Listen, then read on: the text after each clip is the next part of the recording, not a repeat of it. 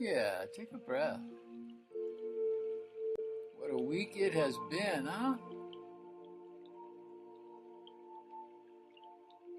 Feeling kind of tired? Yeah, this has been that, man. The energy all around the earth has been really going boom, boom, boom. Kind of like that terrible DJ. Yeah, but listen, it really is time to take some time for yourself. Listen to the I Ching so you won't be tired out. Good advice this week. The old oracle steps up to the plate every time. Sweet bird flying high. Too early to bring the spring. Snowflakes fall on wings. Amen. There's the story. Haiku. A whole story in 3 lines. A whole story in 17 syllables. Try it. 575. Tell the story. Tell the story. Yeah. Well, the I Ching's got a story this week. It's about telling you how to move. You know, good advice here. Number 62, Qiao. Above is small movements, the bird in flight. That's the name of it. Above is Zen, which is shaken in spire, and below is Jen, the quiet mountain, standing still. Confidence rises from proper behavior. That's right. Watch your behavior. You know, it ain't just Santa Claus that's listening. You know, the universe listens, your guidance listens. The wisdom, accomplishing small things will clear the path. Largesse of compassion balances frugality. The I Ching is an oracle that millions of Earth's residents have gone to for thousands of years for advice.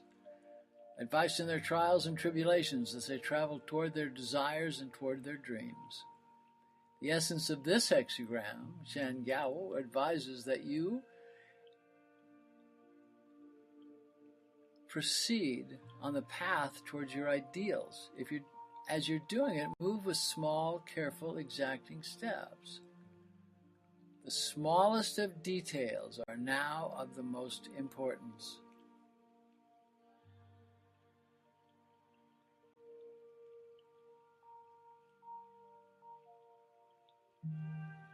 Previously, in the pursuit of your desires and dreams, you needed to see the big picture in order to find your place in the grand scheme of things. And now you've done that, made progress. It has, however, left you with the question, what now? Amplified at this point in the journey is the feeling that were you to undertake what is necessary to join with the transformative energies that abound at this moment in human evolution, it might drain you, make you sick, take your resources, leave you morally, financially, or energetically bankrupt, or all of them. This is indicated by your complacency and feeling somewhat lost. It's okay, no blame. But as a result, you're faced with a confusing juxtaposition of feeling stuck in some areas, yet all the while feeling in constant motion. Move with caution.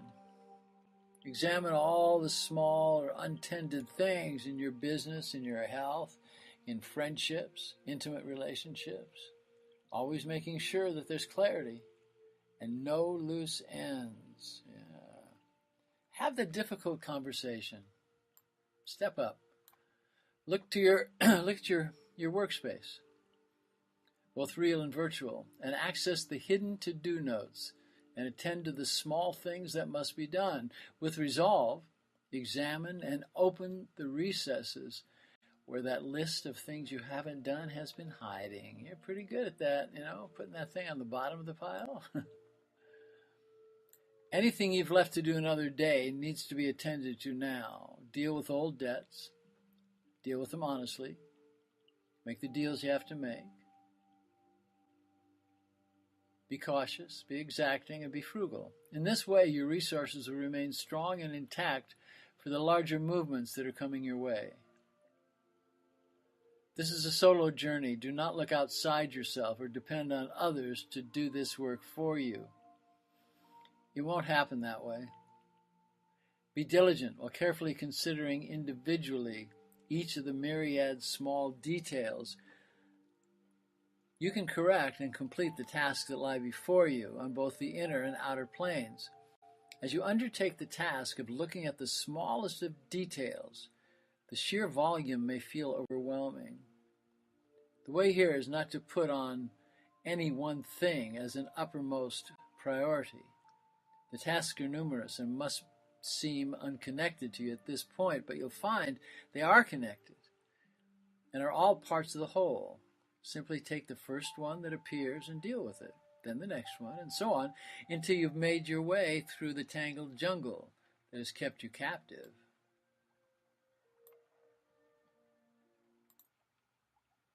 In these efforts, look to projects and ideas that you put on hold for another day, and put them up against the template of truth, experience, and reality. In this way, you'll see what will stick and work, and what will benefit you by discarding. Sometimes you have to let things go that have seemed so close to you and so sensitive, man, but you got to get yourself free. The sense of relief from these actions will be awesome and will activate as energy that will be pleasant and sustaining. In this way, you will please the spirit of inner guidance and make way for growth, make way for maturity. Yet, as good as you may feel, refrain from any big movements. This would be disastrous to soul and spirit. Let me talk about maturity. You can be as old as me and still grow and still mature, because everything's, it's all different, Different wines take different time to mature. So there are aspects of you that are maturing, like great wine, great cheese. Take your time. Don't rush. Slow down, you move too fast. This is a time to fly under the radar. Be stealth in little actions. This is not the time to encourage a grand hurrah from the tribe, from well-wishers, from associates, or from your lovers. Just stay steady in your efforts. Be organized and seek efficiency. The architecture of this hexagram, when laid on its side, symbolizes a flying bird. You are the bird. And in this work, you are vulnerable and could be a target. The metaphor of flying low to the ground is vital. Understand this. In these actions, with eyes wide open, is where and how you will find the details that, if attended to, will make you safe from being the object of judgment and attack. This position is not a passive one, for it's from being on top of the small details that you can shift the energy just a little bit at a time. Know well, if the little unattended details that you sometimes hardly notice were to be grouped together, they would and will have created obstacles of great proportion. Should you not take action, obstacles would grow and make the road longer and more difficult, and sometimes dangerous. See yourself as the caretaker of your earthly progress and position, so that you can, with little effort, clear the pebbles and stones from the path. Use that as a visual right now. See yourself and see your path, and see yourself out there with purpose, clearing the rocks, clearing the pebbles, cutting away the weeds and making way for you, your friends, your tribe, your family. During this time, the ego will want to have its way with you and convince you to fly higher. Don't worry about that, man. Don't worry about clearing the path. Spread your wings. Just go for it. Be reminded of the story of Icarus, whose father, Daedalus, fashioned wings he designed and made of feathers and made them of wax, so he and his son could fly, and they did. Daedalus warned his son not to fly too close to the sun, for obvious reasons. Then the voice of the ego said to Icarus, "Fly higher. You can fly all the way to the sun, and you'll be a god." Icarus did. He tried. He went higher and higher and higher toward the sun and higher, and his wings melted from the heat of the sun, and he fell into the sea, and he died, never accomplishing his goal of free flight or the fantasy of being a god. This hexagram counsels us to know that true and lasting strength will be gained from paying attention to the seemingly minor aspects of life. Be still and attend to the needs of others. Put your attention to being of service. It's not glamorous, and you may not be recognized for all you do and all you've done for others, but your efforts at being kind and caring, charitable, awake, and steady will put you in alignment with the greater good of the transformation that is now going on in global consciousness. Do not leave out the component of being of service. Whatever your situation, it would not have come to you had you not been called on to this particular test before you as you're moving into a period and a time of transformation. If you're to react with anger and go into fear and doubt, you'll miss the great opportunity for the transformative leap that's written in your soul contract. Don't listen when the voice of the ego tries to tell you that you've been bad and are not good enough or not prepared enough or have done wrong. That's simply not true. By coming as far as you have to this point, it's obvious that you've done well, and you would not be standing on this precipice. Through making efforts in small things, you will acknowledge a completion of a cycle and are making way for joining with your family, community, and associates in the movement of the great. Movement of the great, capital G. Be steady, renew your commitment to the natural world and all her sentient beings. Talk less, listen more. Hear the rustle of the trees, the birds, the sound of the wind and the waters. In listening without judgment or agenda, you'll hear and feel the inner voice of the ever-present sage, your sacred guidance. Accept this time with grace and dignity. Stay in the knowingness of your heart. Don't give up. You are in a position to achieve much. And when it's done with movements that are moderate and compassionate and considerate of the whole, know that this is what you are a part of. Use this time to begin to think in a new way. Change the negative to positive in place and in tone that you are going to grow and succeed and find and fulfill your purpose. The ego is surely going to come and blast you with reasons why you should retreat to your old fallback position of feeling shame and guilt and fear, the feeling of being separate, being an outsider. Trust that even if you find disappointment along the way, that you're being shown the proper way. And in that way, there's nothing like what you thought it would be. Let go of the illusion of being in control and do the work in small, measured steps by making your movements modest, together, whole, and beautiful. You can do that.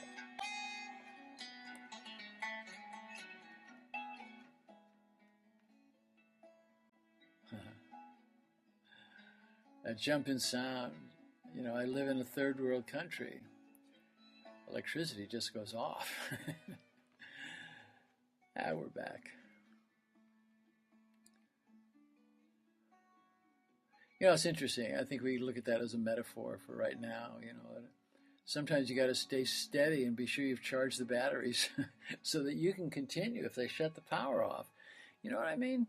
Just gather yourself together so you got it. You're not depending on something from the outside to keep you going. You've got it going inside. And that's what these times are about. Don't fall back to that old place of guilt where you feel separate, you feel like you're not part of the whole.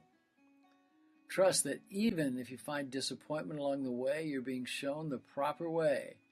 And that way is nothing like you thought it would be.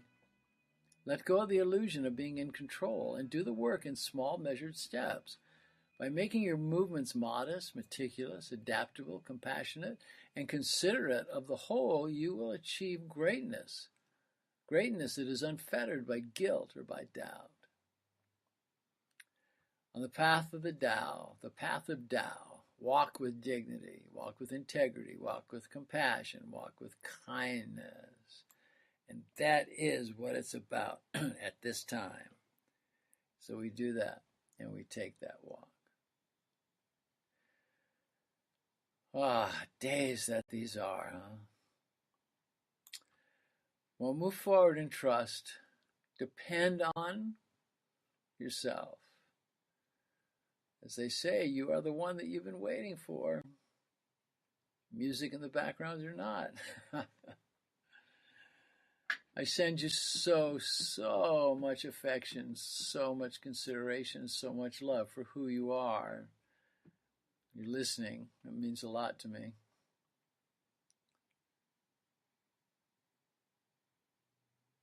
If you can't be with the one you love, love the one you're with. Yeah, getting back into that place, state of mind. In Lakesh Alakin, I am the other you. Yeah. And I like it that way. Yeah. Sing, dance, and be joyous. Let each one of you stand alone, for the pillars of the temple do not stand together, they stand apart. And the oak and the cypress do not grow in each other's shadow. Be who you are and love that one. Namaste, my brothers. Namaste, my sisters. In Lakesh Alakin, I am the other you. Namaste.